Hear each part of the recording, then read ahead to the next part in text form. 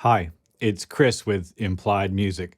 Diminished chords. They're sort of a mythical beast, especially in pop music, the unicorn of triads. First, let's look at what they are and how to use them. Tricks with diminished chords next.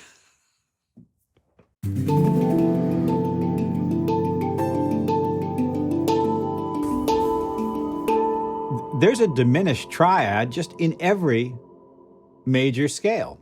I'll show you what I mean. It's no secret. So the scale, we're going to play in C as always. D, E, F, G, A, B, C has triads, just building triads on every step of the scale. Some of them are major, some of them are minor, until you get to the 7th degree. This is the one I want to talk about. So here I am at the 7th step of the major scale, and if I build a triad right there, I'm going to do it down lower so it's easier to visualize. That triad has a B, a D, and an F. Between the B and the D is a minor third. A minor third is 3 half steps. Between the D and the F, also a minor third. Now, so what? But if we go back and look at all these other triads from the scale, they all have a major and a minor third. All of them except that triad built on the 7th step. It's special. In fact, it's special in a very specific way. That triad is the top of the G7 chord, the dominant chord, the very special chord in Western harmony that functions to push us back home to 1.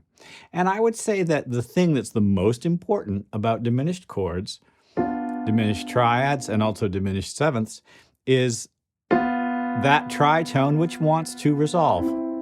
Everybody's ear, just because we've been conditioned to it, likes to hear that. Now, diminished 7th chords are a special case. I'll show you. There's no major scale that contains in it a diminished 7th chord.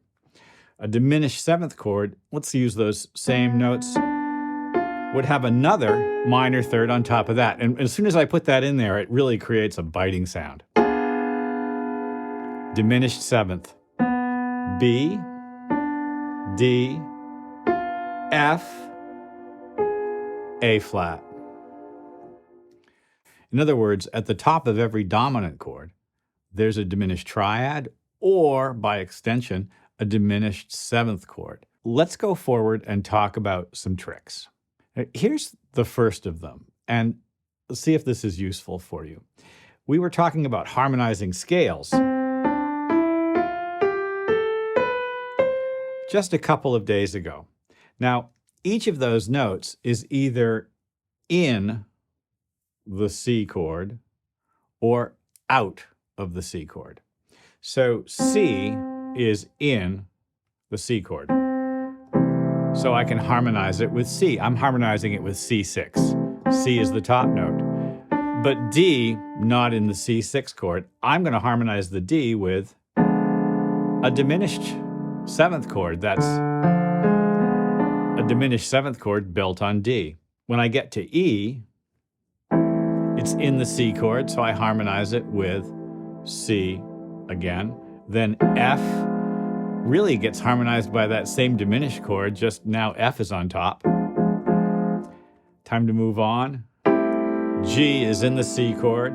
I could pass to the A, which is also in C6. Diminished chord underneath B, which is really the same diminished chord, just a set of different notes. I'm going to do it a little bit faster so it's easier to see all in one.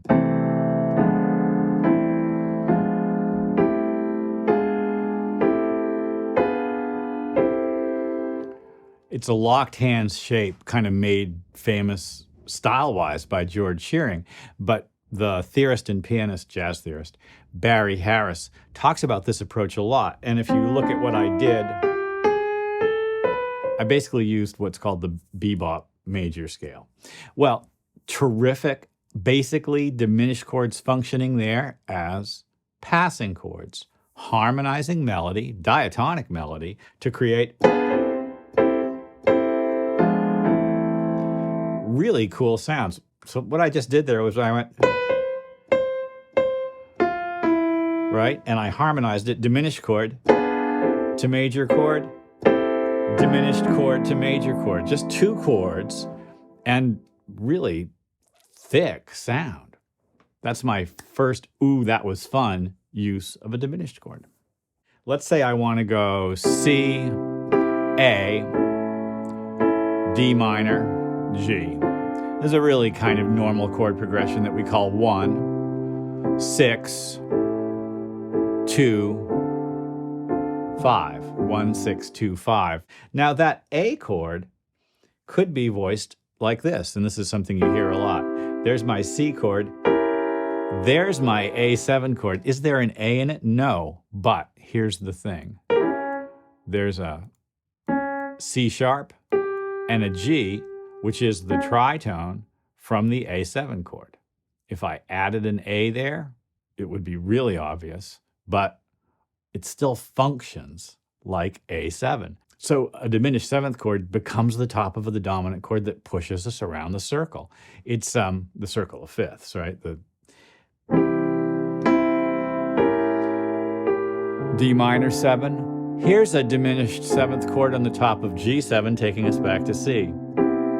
Here's a diminished seventh chord on E, taking us to A minor. Here's a diminished seventh chord on D7, taking us to G.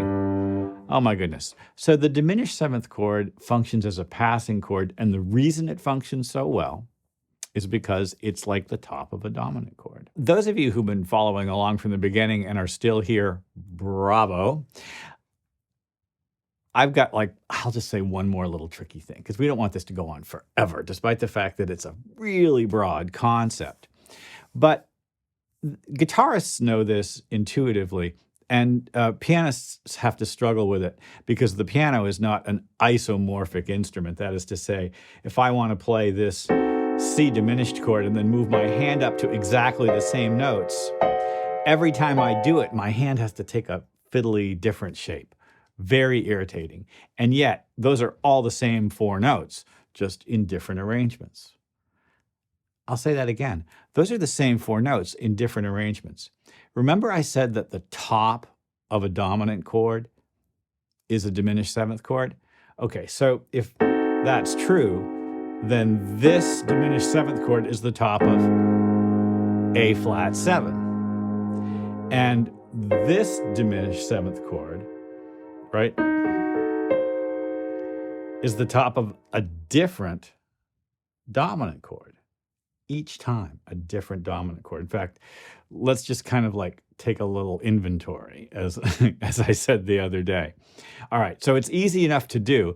Everything is going up a minor third every time, which means that the roots in the left hand are also going up a minor third every time. So top of an A flat 7 chord, and then this is the top of a B7 chord, and then this is the top of a D7 chord, and going up, like we said, every time this is the top of an F7 chord. And then we'd be back to A flat. This means something really important for us as theorists, especially thinking about dominant chords, because that's the A flat dominant chord, the B dominant chord, the D dominant chord, and the F dominant chord. They are all part of a family of dominant chords linked by their relationship to that one set of diminished sevenths.